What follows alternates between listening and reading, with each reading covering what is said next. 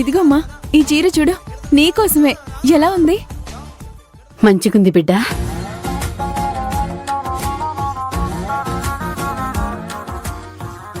అమ్మో, 12,000 పెద్ద ధరే.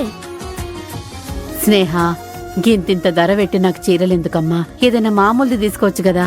మా ఆయన మేనత్తంటే పెళ్లి పందిట్లో ఒక ప్రత్యేకత ఉండాలి కదా, అందుకే ఈ మాత్రం కాస్ట్ ఉండాలి కదా.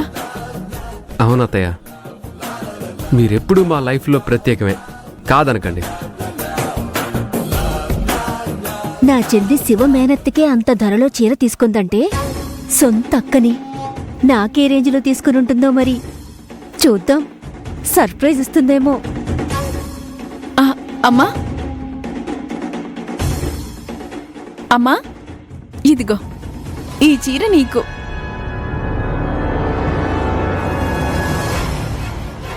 ఏంటే, అమ్మకు 10,000 పెట్టి చీర తెచ్చావు, పిన్నికి తెచ్చినట్టు 12,000 పెట్టి తీసుకురాలేకపోయావా?